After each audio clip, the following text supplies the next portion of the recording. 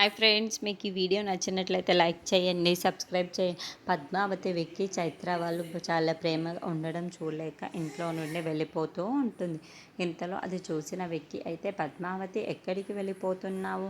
నువ్వు ఇక్కడే ఉండు, ఎక్కడికి వెళ్ళడానికి వెళ్ళలేదు అని చెప్పేసి అంటూ ఉంటాడు.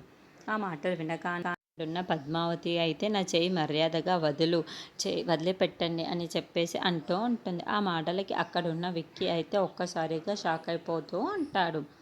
ఇంతలో అక్కడున్న పద్మావతి మాత్రం, అవును, మీకు ఇష్టం లేకుండా నన్ను పెళ్లి చేసుకున్నారు కదా, మనది అగ్రిమెంట్ మ్యారేజ్ కదా, ఇన్నాళ్ళు మీ భార్యగా నేను ఉన్నాను, కానీ ఇక నుండి అలా ఉండలేను, ఇక్కడ నుండి వెళ్ళిపోవాలి అని డిసైడ్ అయ్యాను అని చెప్పేసి అంటూ ఉంటుంది.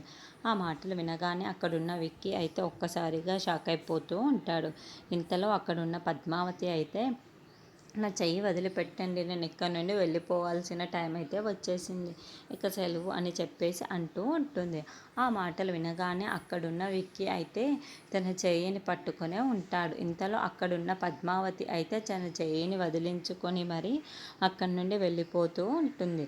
అది చూడగానే విక్కీ మాత్రం చాలా బాధపడుతూ ఉంటాడు. పద్మావతి, నువ్వు ఎక్కడికి వెళ్ళవద్దు పద్మావతి అని చెప్పేసి తన వెనకాల వెళ్తూ ఉంటాడు. ఇంతలో అక్కడున్న పద్మావతి అయితే, మీరు నా వెనక రావద్దు, నేను వెళ్ళిపోవాలి అని డిసైడ్ అయ్యాను, మా పుట్టింటికి వెళ్ళిపోతున్నాను, ఇక మీరు హ్యాపీగా ఉండండి అని చెప్పేసి అంటూ ఉంటుంది.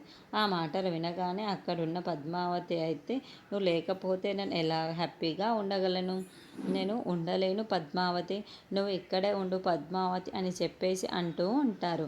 ఆ మాటలు వినగానే అక్కడున్న పద్మావతి అయితే, లేదు, నేను ఇక్కడ ఉండాలనుకోవటం లేదు, నేను మళ్ళీ ఇలా చూస్తూ ఇక్కడ ఉండను కూడా, అందుకే నేను ఇక్కడ నుండి వెళ్ళిపోతున్నాను, ఇక నేను ఈ ఇంటికి రాను అని చెప్పేసి అక్కడ నుండి వెళ్ళిపోతూ ఉంటుంది. ఆ మాటలు వినగానే అక్కడున్న విక్కీ అయితే ఒక్కసారిగా షాక్ అయిపోతూ ఉంటాడు.